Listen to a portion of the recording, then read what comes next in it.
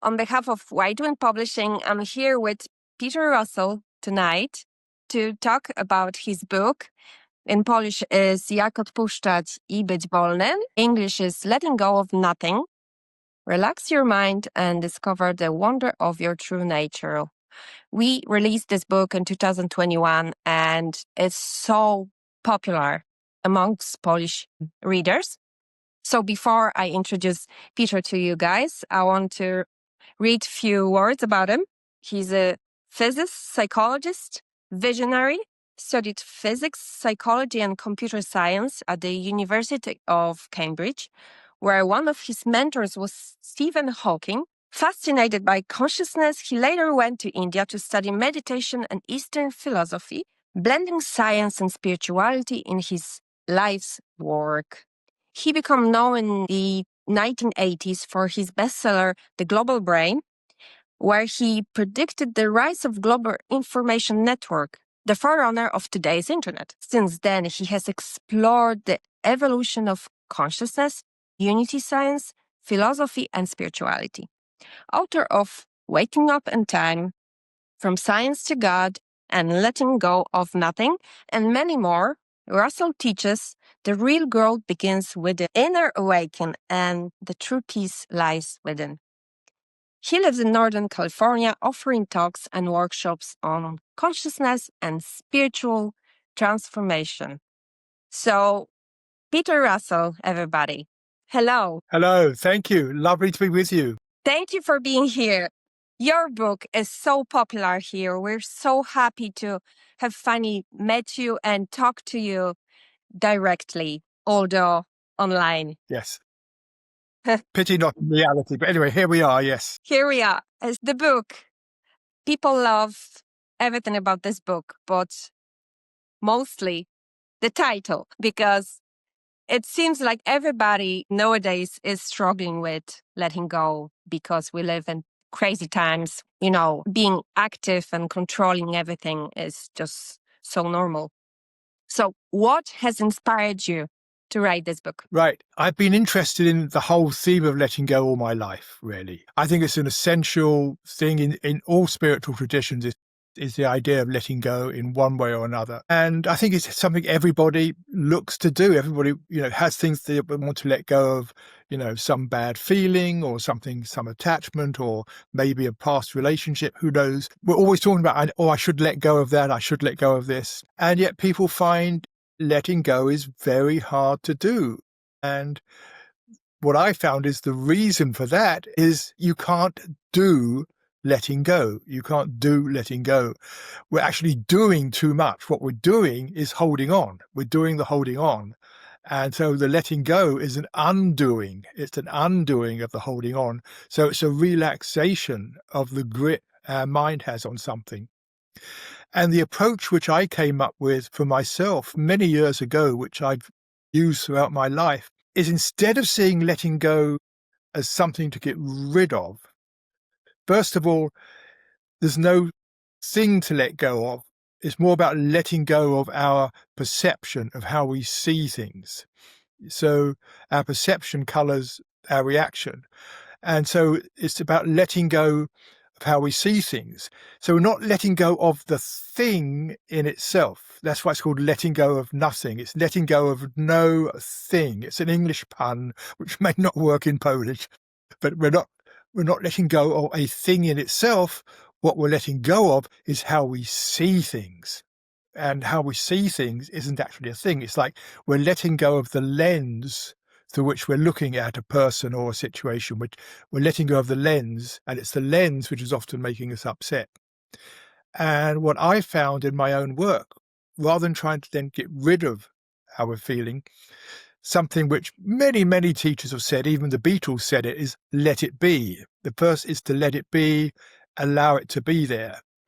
And what I discovered was, before I can let a feeling be, I first have to let it in. And that was the thing that I think many people were missing, is so if I'm feeling upset about something, to let it in. So what am I feeling? What's it like in the body? What's going on? So before I can even let it be, I have to become aware of what it is I want to let go of. So I first of all let it in, and then just by letting it be, there's something, it's almost like a magic mental metabolism of some kind that if you just allow it to be there, time and again, it just begins to dissolve. And what I discovered, it's more often our resisting something. We're resisting the experience that keeps it there. So the letting in and letting be is the opposite to resistance. It's saying, oh, here I am. Here is the sadness, for example. How does it actually feel? Oh, it's like this. I feel here in my body. Oh, this is what's going through my mind. And as we do that, time and again, the letting go just happens spontaneously. And I got so impressed by that and how often that affected my life and how helpful it was. I decided I just needed to write a book on it. In fact, I decided 10 years to write the book on it, and I kept on writing it and rewriting it and simplifying it, and finally finished it. Well, it sounds so easy when you say that. It's amazing because it does sound easy and it is easy, but it's not necessarily easy to do, especially when you say it's nothing to do with doing. But to me, it's like about being engaged with life and being totally honest with yourself and authentic with whatever is happening and what you feel, and then try to find different perspective of what's happening to make it easier to let go. Is that correct? Yes, that's very, very much it. It's about having different perspectives. It's our perspective that keeps us trapped. And so by changing our perspective or letting go of the perspective, life just becomes easier. It becomes easier and easier. And that's what I found. And that's why I like it so much. Life is better if we can. It's more about allowing the feelings to be there, or whatever it is, the thoughts to be there, rather than resisting them and keeping them out.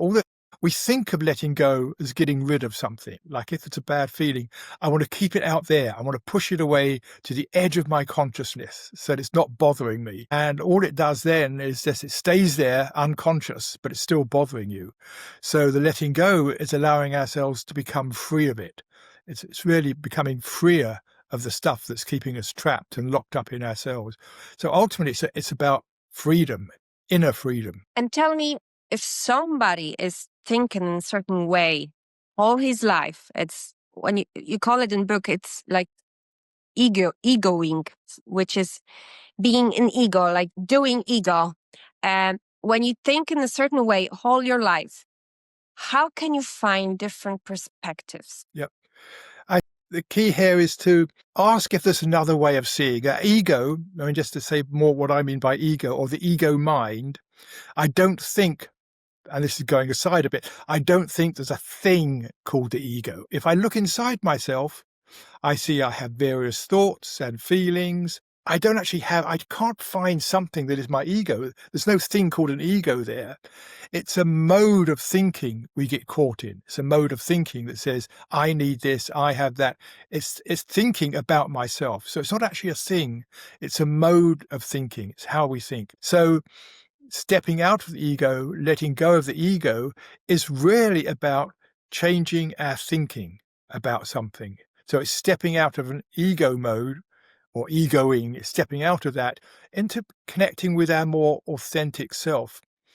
And something which I found really useful for this is to actually ask myself, it's like I will sit back and just say there's a situation I want to look at and just ask myself, could there possibly be another way of looking at this? Not to try and step out of the ego, not to try and find something different, but to just step back and look at the situation and just say, I wonder if possibly there's another way of seeing it. And very often it comes, and it's a way of stepping back from the ego to what I call my more authentic self, and allowing that to shine through. Because what the ego mind is doing is it's trapped in a certain way of looking at things, which it believes is right. It believes this is what's wrong with this person. This is what needs to change, blah, blah, blah. And it's caught there. And so if I say, is there another way of seeing this, then it maybe yes, maybe this person, who knows what's happening to them. It allows us to step out of it.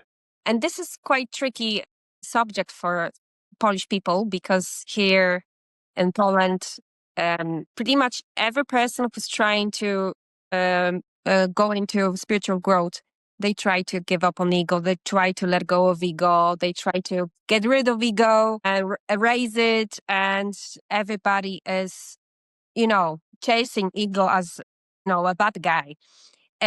So I think it was quite controversial in this book when you stated ego doesn't really exist as a thing.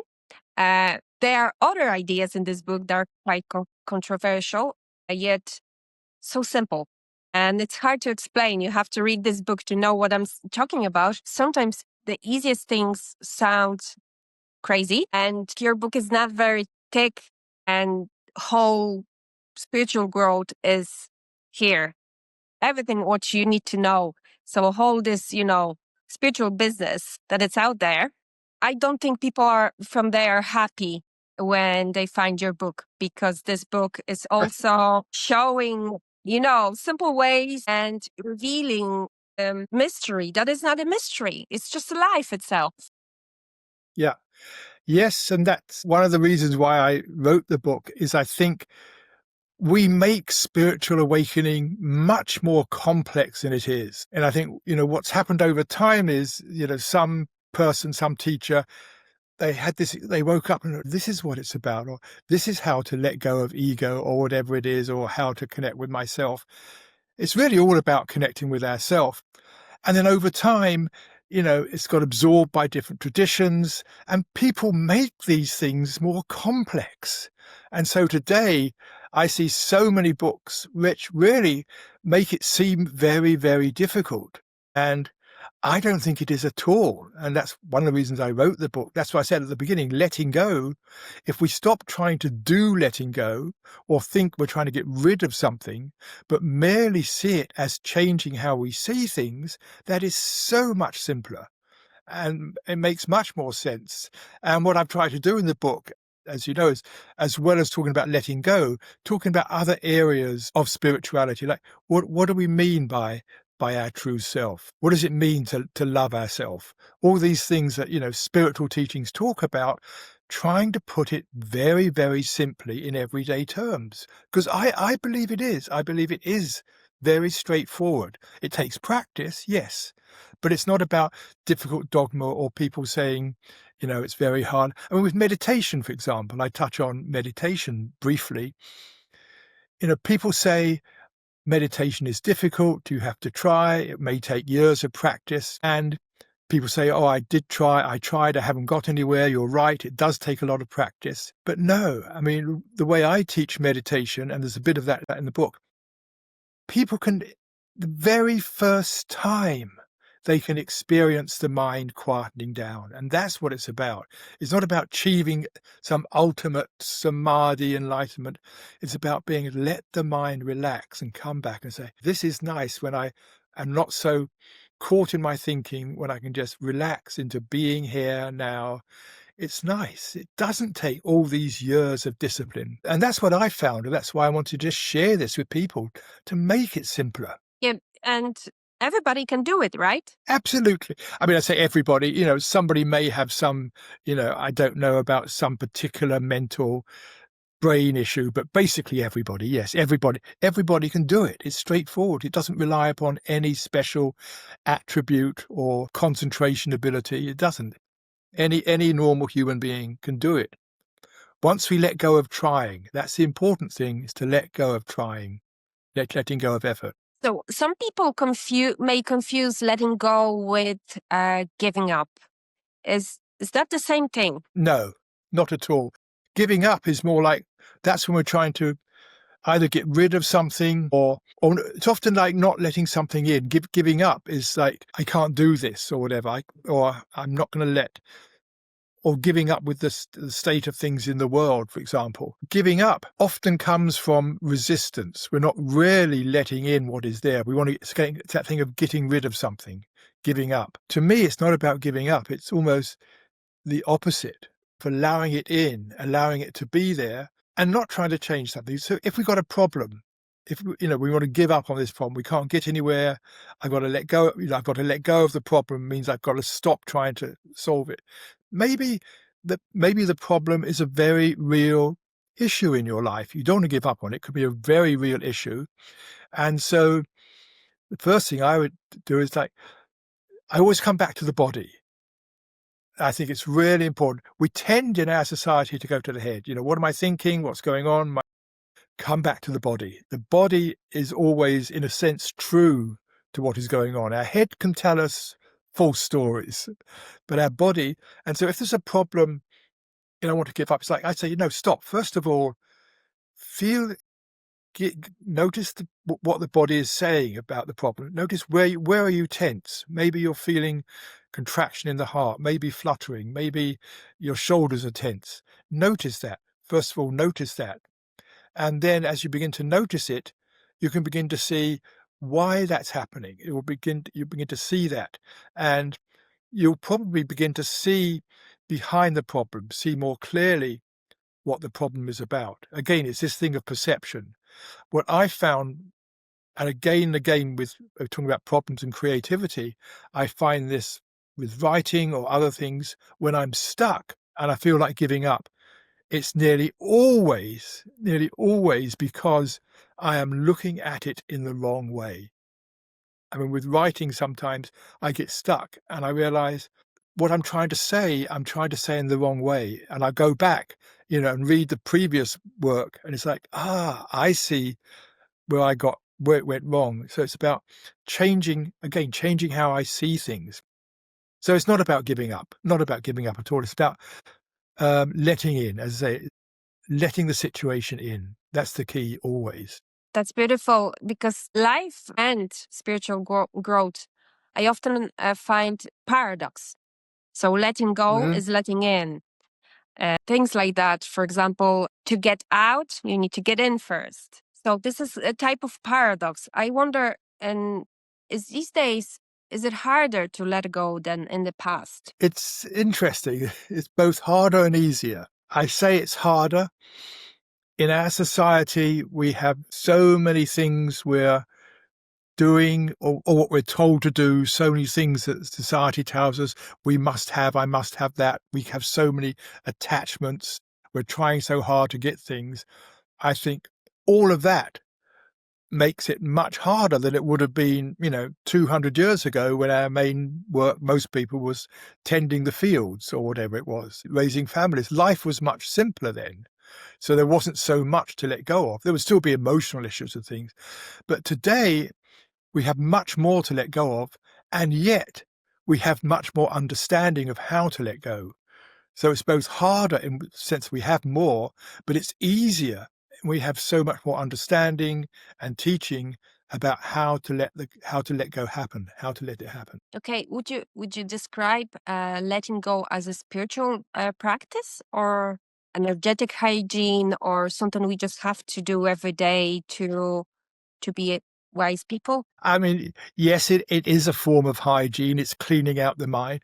We don't have to do it every day at all. It's not a practice. It's just when there is a situation, there could be several situations in a day you need to relax and let go, or it may not be, once a week, whatever. It's not that.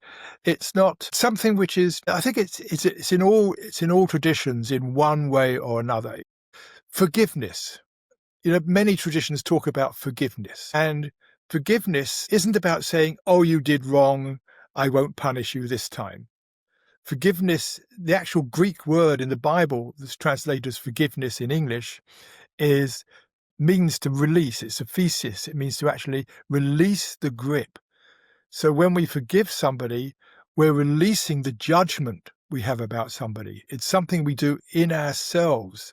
So, if you've done something to upset me, when I forgive you, you may not even know I've forgiven you. It's something I do in myself. I let go of the judgment. It's like, okay, now I can understand. Maybe you had too much coffee today, or maybe this, or who knows what's going on in your life.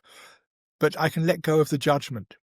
And, holding judgments against people just makes ourselves unhappy. So forgiveness is something that's in all traditions in one way or another. Surrendering is in very spiritual traditions. So surrendering is important. So it's something that's universal, and it's something we do for our own, I would say, inner health, but also physical health. I mean, we all know how much holding tension, if we're holding tension against somebody or some situation, or we're worrying too much, all that tension, just contributes to our sort of poor mental health, poor physical health. We know that.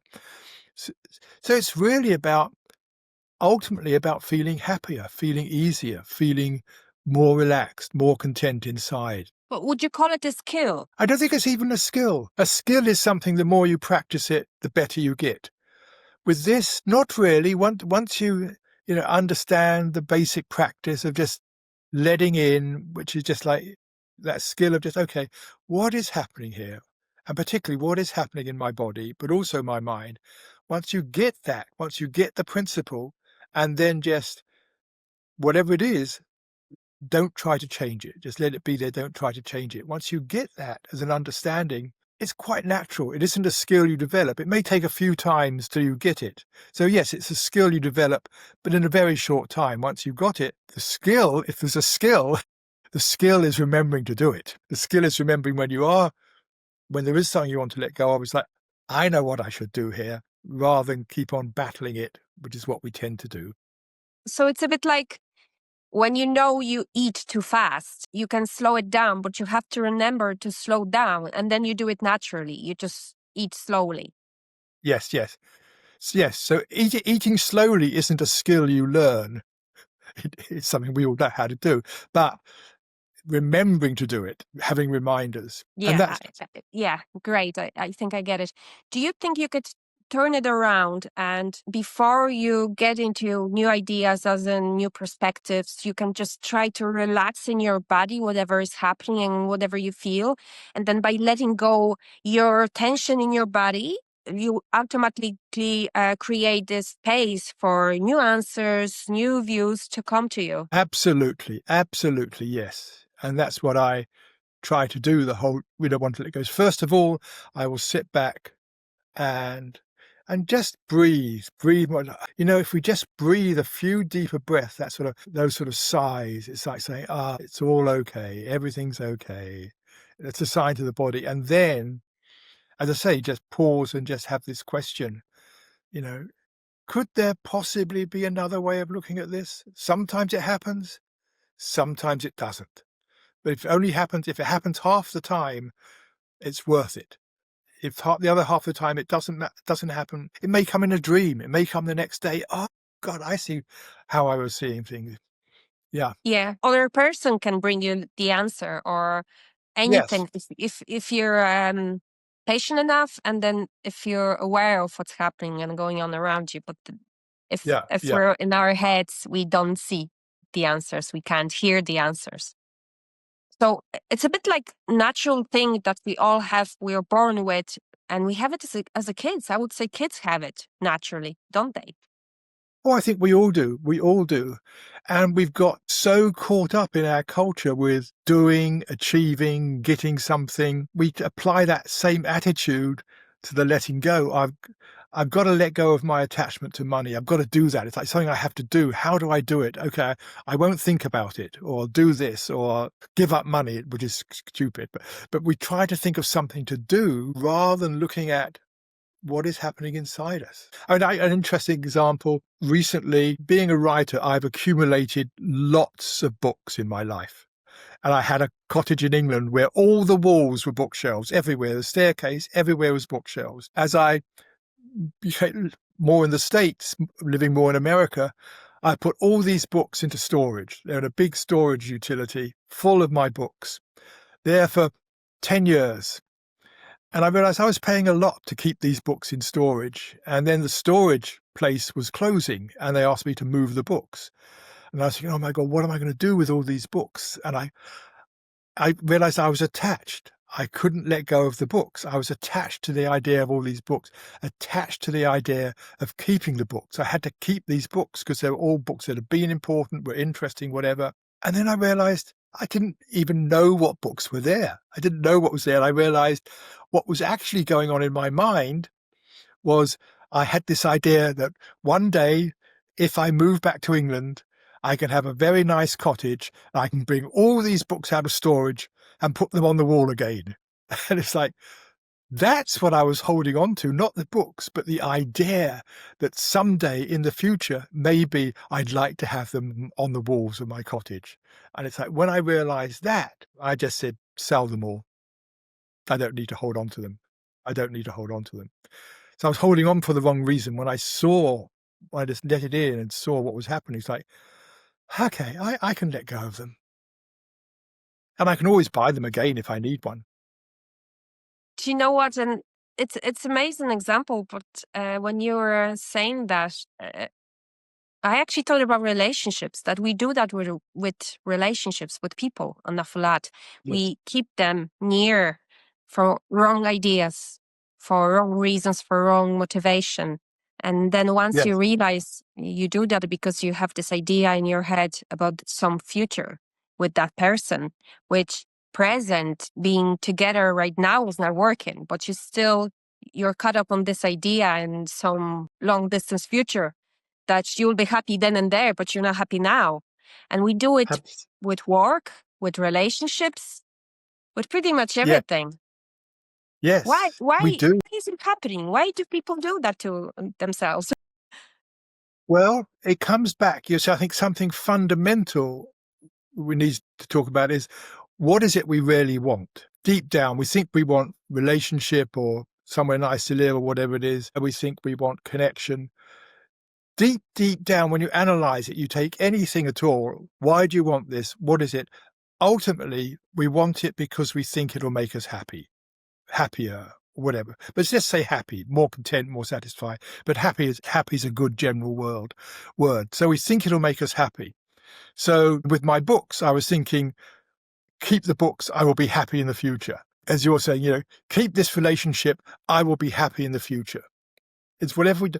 We think, we're always thinking, how can I be happy in the future? Or the opposite, not be upset in the future. And it's the same thing. How can I feel better in the future? And we spend so much time worrying about that, thinking about it, planning about it, whatever it is. And it's what I call the sad joke of human beings, is we're so busy worrying about whether or not we will be happy in the future, we do not allow ourselves the chance to be happy in the present moment. Because, a mind that is worrying is not a mind that is happy. And so when we realize, yes, we do want to be happy, that's good, but we want to be happy now, not in 10 years' time. In 10 years' time, the world will be what it will be. But how do we be happy in the present moment? That, I think, is the key thing. Don't you think we're trying to avoid present moment because we're afraid that we can't make ourselves happy right now? So we escape from present moment. We try to think about the future, and thought about happy future make you happy right now. At least you think you're happy right now. Right. So, well, the yeah. important thing here for me, we don't make ourselves happy. We never make ourselves happy. We like to think we do. Oh, I'll think about this, I'll make myself happy. It's the opposite. We make ourselves unhappy. We make ourselves unhappy because, oh, I haven't got this. Oh, it's raining outside, or whatever it is. I don't like the news today. We make ourselves unhappy by what we think. We think about something or how we see it. We are making ourselves unhappy. So we don't make ourselves happy. The key is to stop making ourselves unhappy. And that's where, just to pause. I mean, one of the things I talk about in the book is just pausing in the day, just to take time, just to pause what you're doing, pause what you're thinking, take a few deep breaths, and then coming back to the present moment is coming back to your experience in the present moment. What is my experience in my body? And I'm hearing the sounds outside. I'm hearing the birds, or I'm hearing the refrigerator, whatever it is. I'm feeling this. It's coming back to our actual experience in the present moment. And if we don't think about our experience in the present moment, we feel okay. It's when we start thinking about it, worrying about it, thinking about, oh, that's the sound of that refrigerator is too loud. I must get someone to come and fix the refrigerator. We're beginning to make ourselves unhappy. But if we just say, there's the sound, there's this, here I am, we feel at ease. And so we can, we think it's making ourselves happy in the present. It's actually the opposite. It's actually not making ourselves unhappy. And that's the basic mistake we make. Well, So all of this is about, the letting go is all about how to feel more at ease in the present moment. well, I recently heard that it's quite similar with manifestation, that we don't have to manifest anything. We don't have to attract anything. All we need to do is let go of things we hold on to that are not for us, that are hurting us, that are not good for us, which we tend to do an awful lot.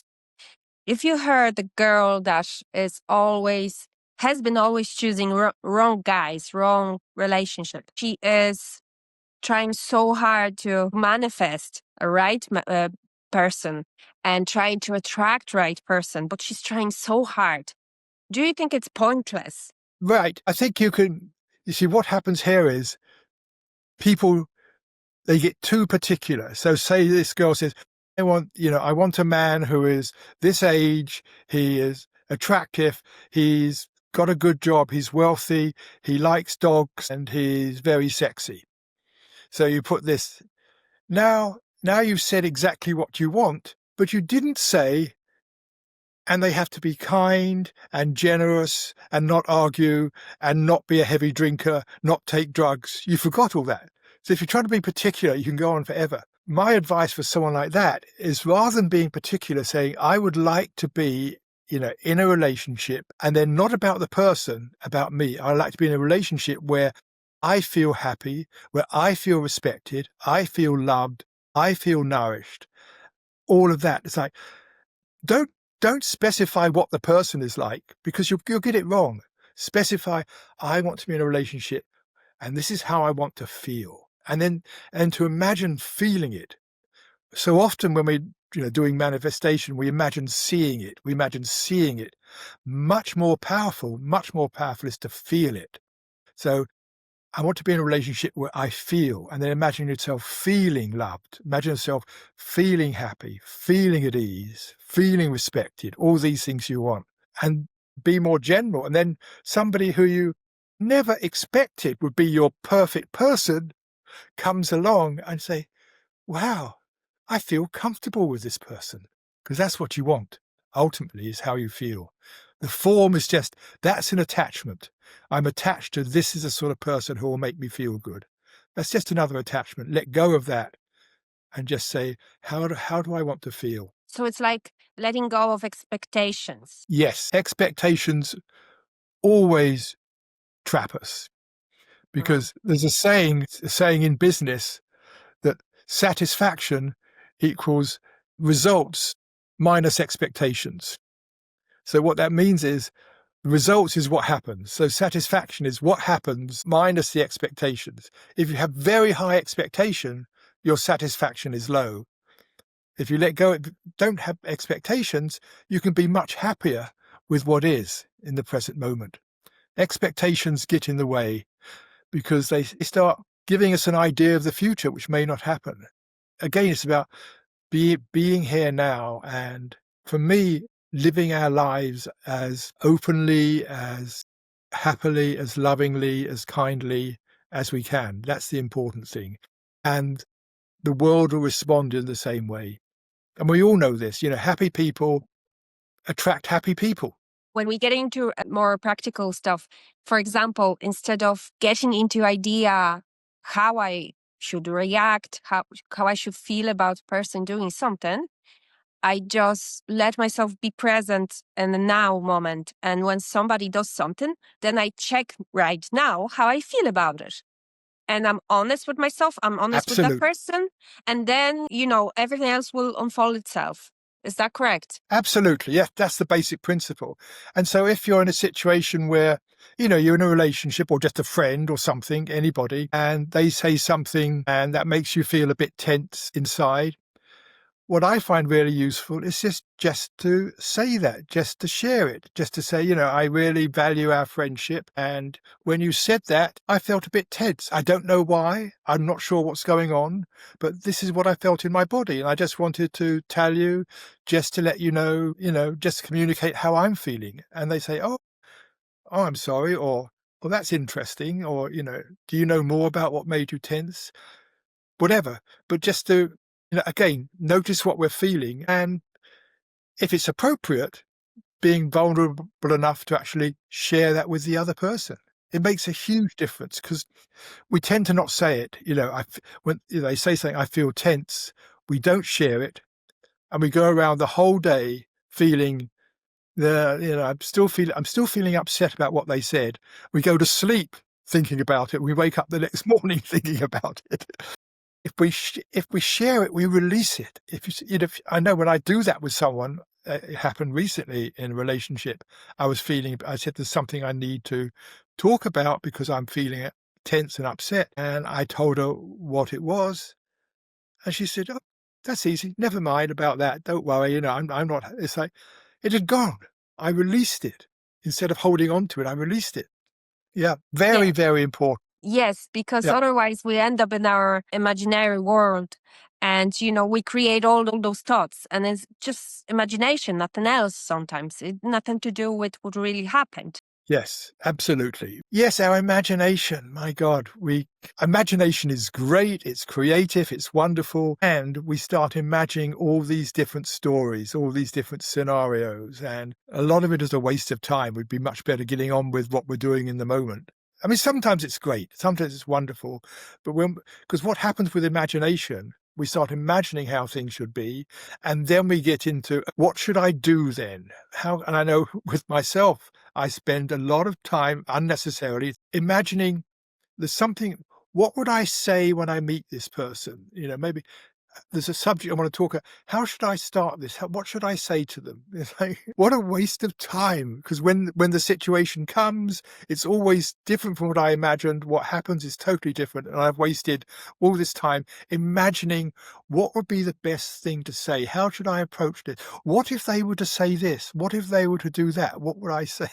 In our imagination, we start planning and worrying. It's all a waste of time. It's all a waste of time. We can use our imagination, for example, to write books or do some other creative stuff or follow our passions instead of... Yes, absolutely. Yes, absolutely. Or even very mundane things. If we want to cook a meal, a new meal, we can in our imagination imagine what I might need, how I would do it, what ingredients, how it would taste. In very simple things, the imagination is useful. But when we get into thinking about the future for us, what I want, what I need, and all that stuff. Yeah. I remember there's a famous quote by the American writer Mark Twain, which I think is in the book. It is in the book.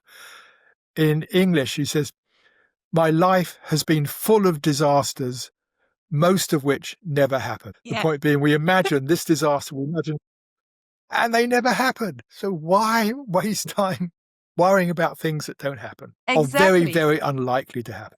Yeah. Yeah. And tell me, can letting go be free from digging into our childhood wounds? I think so, yes. But that's not to say that, looking at our childhood can be very valuable. It can be very valuable because I'm not a therapist, but I know therapists, I know people who've been to therapists, and there can be things from your childhood which are really affecting how you relate to people now or things you do now. And it can be useful to have an understanding so that you can begin to not get rid of it, but begin to adjust to it in terms of how you live. If you realize, I see why I'm always in that pattern, it comes from something with my father, then you can see when it comes up and say, okay, I don't need to react that way. So it can be very useful.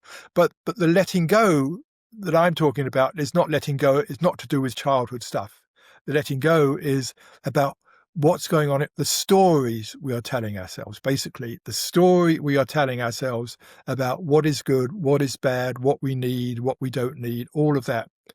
and to let go of the story, as I keep saying, come back to the body, because the body is the key, the doorway into what is really going on.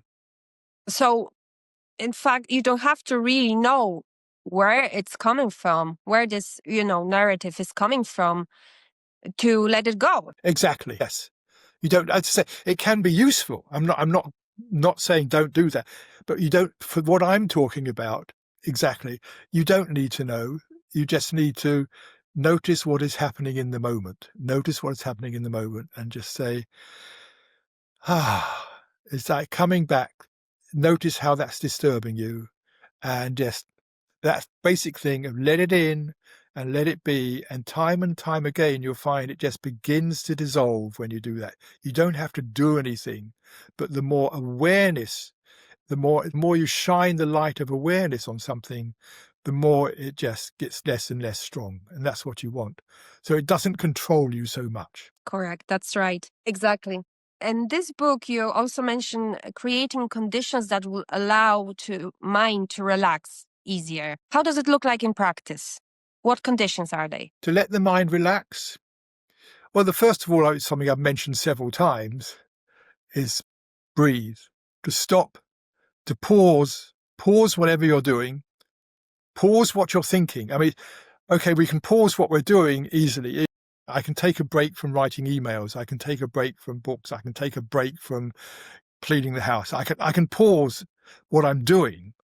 What's harder is to pause what I'm thinking. So the first thing I do is I'll stop, sit down, take a few deep breaths, and then notice where my mind is, what my mind is on about. My mind is always going somewhere about what is the next. My mind is probably thinking about what is the next thing to do, and just say, okay, don't need to go there. We can pause that thought. It may come back. We can just pause that thought, and then notice how it feels. Notice the difference. How when we're thinking something, and then we pause that thought, always it just feels a sense of ease, a sense of relief. We realize how the thought was making us tense. So by just pausing, it's like we come back to, here I am. Here's that sound of the bird again. We can just relax into the present moment. It's all about letting the mind relax. Because most of what we're doing is the mind is making us tense. It's about making the mind relax. So the breathing helps letting go of the thought that's causing us to be tense. And then very simply enjoying how it feels not to be so caught up in thought. It feels a little easier. It feels a little more relaxed. And so that's a feeling we can enjoy. And so to positively enjoy it, it's like yes, this is nice. And sometimes I also advise allowing yourself to smile inside. It's like, I feel much nicer, feel better. You can just let your body sort of smile. It's like, maybe you smile on your face, maybe not, but it's like letting your body smile. And it's just like, it's all helping us feel better in the moment. What about the thoughts that keeps coming back? For example, you have something you really hoped and you thought you released already, but it keeps coming back. Do you try to do the same thing with it mentioned in this book, as in letting go? Yeah. Yeah. Some things do keep coming back. It's the same process in the moment. And gradually they'll come because you're releasing them. But just if it keeps coming back, what we're talking about is how to let go of that thought now.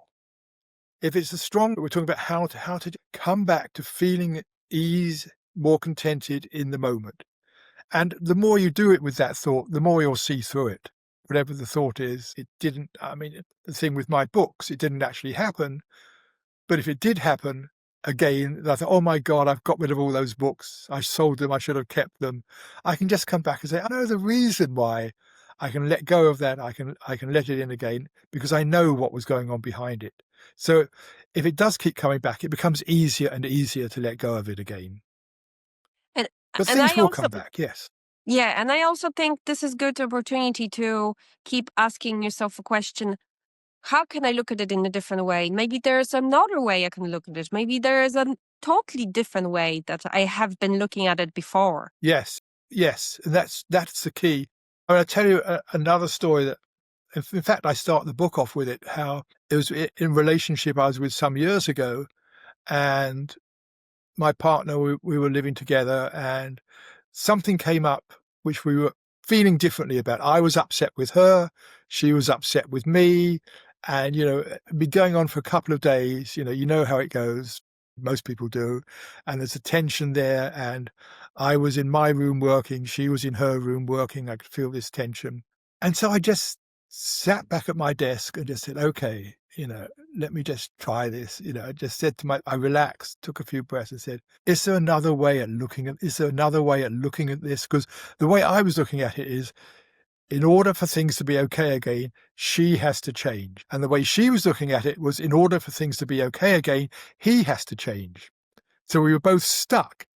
The other person has to change. They're wrong, they have to change. And so I said, is there another way of looking at this? And what amazed me, it was instant. Like within 1 second, I just saw, here is another human being with her own past, her own things that she's concerned about, her own life, having to deal with me and my stuff. And it's like, I just saw the whole situation in a totally different way. And the love returned. I realized we'd been out of love for 2 days. And then suddenly there was the love again. I could just see her as another human being doing her thing and understand her. And I felt at ease again. And always when this happens, what comes is, why didn't I see this before? And the reason I didn't see it before was I was so caught up in my little narrow way of how I was seeing it. And asking for, is there another way of seeing things, opened that up. And I could just see her in a whole different way as another human being. And I remember I just got up and walked into her room and just said, hey, and just spoke to her. And we were through. So it can be really, really miraculous. It doesn't always happen that fast, but in that instance, it was something that was obviously just below the surface of my mind. But I was so caught in my way, it couldn't come through. But as soon as I asked, is there another way of seeing? It's like, yep, yeah, try this. It's like, of course. And this is a sense of freedom, isn't it? Absolutely. It's all about freedom. But just a couple of words about freedom.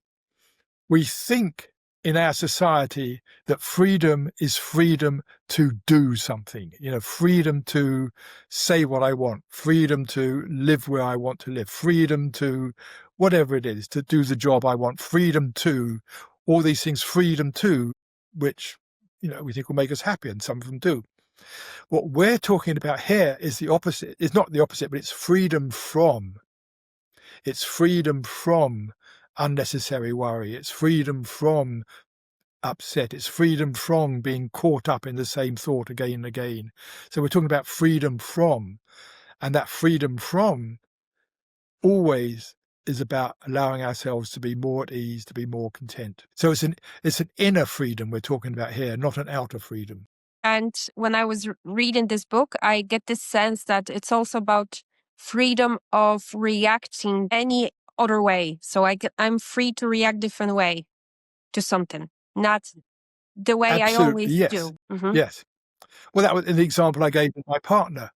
I was caught in a certain way of thinking and seeing, and that now I was free to see it differently and free to react in a different way. Yes. Because if we change our thinking, we change how we behave. And also how we feel. I think emotions have a lot to do with thoughts. Yes. Oh, clearly, in that case I gave, my thought was keeping me out of love. The thought, she's wrong. If I think someone's wrong and they've got to change, that is not love. That is not love. That's ego control. And once I let go of that, the love was there again. So again, I was creating discontent. I was taking myself out of love by the thinking. That's beautiful. It was your choice. You could have made different choices then and there. You could, split up or something. Yes, but it's interesting. One other point here, the different way of seeing came to me. It came to me. I didn't choose it. See, what can happen is like, okay, I need to see this differently. And then the mind starts coming in. How can I see this differently? And it's the same old problem. The mind is trying to see things differently. And usually the ego is coming in. Well, maybe I can see it this way. Maybe I can see it that way. The whole point about this process that I encourage is you step out of the mind. You don't try to find a different way of seeing. This is really important. You don't try to find it. That's why the question for me is always something like, maybe, perhaps, I don't know, just possibly, maybe there could be a different way of looking at this, seeing it, but just as a very open question, just putting the question out there, maybe, and then waiting and seeing if an answer comes or not. So it's that it's offering it to the universe. Could there possibly be another way of seeing this? Nothing happens, okay. But something happens, great. So the point is, don't try and look for a different way of seeing things, because it will just be another alternative thing that we get caught up in. And this is how you recognize it's not the mind talking, ego mind talking. Because how do you know the answers that they come are from intuition or, from your inner self? Yes, I find 3 things that always, if it's coming from my inner self, first of all, I feel more at ease. I feel more relaxed if it's coming from my inner self. The ego mind is always about doing things, changing things, making things happen. So I feel relaxed, I feel at ease. And the second thing is a sort of course. Why didn't I see that before? There's that sense of course. Because I knew it inside, I know it inside already. I'm just giving permission for what I know inside to come to my consciousness. So there's always this sense of a course about it. So I feel easier, I feel it's natural, of course, and always there's more love. It may not be in terms of intimate partnership, but it could be someone I don't know who upsets me about something, in the street or something. It's just if I have that thing and just like, it's another way of seeing this or whatever it is, it's like, whatever it is, there's a more open-heartedness. There's an open-heartedness. There's less protected. So if it has those 3 things or 2 of them, if I feel more at ease, if it feels sort of obvious, if it feels more loving, I know that's coming from my authentic self. The ego isn't very good at feeling things. The ego isn't very good at loving. It's always about controlling, wanting things to happen. Again, you prove how easy it can be. There's this one sentence that I absolutely love. What would love do? When something happens, what would love do? So when something comes up and it's more loving way than before, this can be, indication that maybe it's not ego mind talking. Right. Well, be careful, because the ego mind can. If you just say, what would love do? The ego mind can come in and start saying, well, love would do this, what love would, it can still come in. A better way of doing it, I would suggest, is like feeling love, stopping, getting it, letting your attention be in your heart, and just noticing the general quality of love, not loving anything particular, but just, this is how love feels. Now, in this place of love, feeling love, what seems the right thing to do. So you're answering the question from the place of love rather than the ego thinking about love. My God. Yeah. So it's not complicated, but our ego mind tends to complicate it all the time. Like we sabotage this process. Yep, absolutely. That's it. Yeah. Yes. That's crazy. We do. But, one point here, everybody says the ego, coming back to what you said earlier, the ego is the enemy. We've got to get rid of the ego. We've got to stop him. No, the ego is very useful. It's an ally. The ego mind is trying to help us.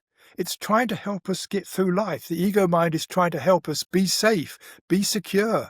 It's looking after, its function is to look after us as an individual. But it gets operating far too much of the time. Sometimes it's very, very useful. Sometimes. And it's great. So it's an ally trying to look after us. but often it doesn't really know what we need, what we really need. And also it's looking after us. It's all about keeping me safe, keeping me secure, making me happy. It's not concerned about other people, except to the extent that other people can help us, make me feel safe. So the ego's about me, keeping me safe, but it's a very natural thing to do. It's just out of control. So it's a matter of balancing ego mind with your body, with your inner self. Yeah, right. And that's why, coming back to that question you said earlier, in spiritual traditions, it's not about getting rid of the ego. You never will. You never will. But it's about learning to recognize when it's in there, when it's happening, and learning how to step out of it, recognizing what it's telling you. And so you can let go of the ego in that moment. It's not about letting go of it in life. You won't. But you can let go of it many, many, many times a day. You can let go of ego. So it's not about achieving after years and years and years of spiritual practice, you have no ego. No, it's about many times in the day you can have no ego. So it's a whole different way of looking at it. And it will keep coming back. And we'll learn more and more. There you go. And one of the things that I say is, like, when I notice myself getting caught in ego, I say, okay, thank you for trying to help. But right now, you're not really helping. So I thank it for trying to help. And then to say, but yeah. So the last, maybe not the last, but the second last question, what would you say to a person who's really, really struggling to let it go and really needs to let it go? It would depend what the it is that they're wanting to let go of. Without, if it's a particular thing, if I was really talking, counseling a person, want to get into, more looking at the feeling specifically, all I would say is that come back to this basic principle of not trying to get rid of, instead of thinking letting go is getting rid of something, which never happens. All it's doing is pushing it away. It's still there. The letting go is that changing how you see it. And that comes back, as I say, the letting be and letting in is fundamental to me. And applying it, as you apply it in different situations, it'll take different forms. It can be hard when something's very, very strong. But there was somebody came into one of my meditation workshops one day, and he was feeling just so upset. He'd lost a very close friend a couple of months before. He was feeling so much grief. It was like it was there all in it all day long. He was just trapped in that grief. And so I just suggested in the next meditation, notice where the grief is in your body. And he did. And he noticed how he felt there was a tightness in his chest, how he felt like his eyes wanted to weep, and he noticed other physical sensations. And afterwards he said he felt the grief hadn't gone, but it felt a lot easier to be with. So he hadn't got rid of the grief. It was still there. But now, because he'd looked in his body, rather than his mind of trying to stop the grieving or fighting it or wishing it weren't there or whatever, going to his body and seeing what was there made it easier. It made it easier. Thank you for that. I think it was very useful what you just said there. So instead of trying so hard to let go, just let go of letting go and just let it be and be with yourself in it. Yeah. Letting go of the idea of letting go of it is important. Yeah, that's nice. Letting go of trying to get rid of it. Again, being with what is there openly and honestly with yourself, not resisting it. Yeah. The system knows how to heal itself. Our bodies know how to heal, but so do our minds. They know how to heal themselves. We have to give them the opportunity. And stop doing things we keep doing. We just sabotaging ourselves. Okay. Are you writing a new book right now, or what are you doing right now? What are your activities right now in your life? Well, I finished the new book. Right now, today, I've just finished the copy editing of the new book. It's in process with the publisher, the American publisher, and it's called How to Meditate Without Even Trying. And I hope it'll be coming out in Polish too. Yes, we hope so too. In the summer. Great. It sounds very like you, because again, it's this paradox, like to meditate it's easy, but sometimes we just get caught up in this thinking that we need to do more because we're not enough. Okay, let's try to wrap this up. So this book is really, really popular here in Poland. So we'll probably be interested in publishing Very, your another very book. glad to hear that. Very glad. I actually think it's because people need, just a break. They need a break. They need something simple. They need something that will make them feel relieved rather than feeling or thinking, oh my God, another thing to do, another thing on my to-do list. And this is one of those books that when you read it, you just feel relieved. And by only reading this, you're already letting go. So I really recommend this book. And thank you so much for sharing your insights tonight. I'm sure this interview will be also very popular because it brings so much to the table. So thank you so much. Great. Lovely. Thank you.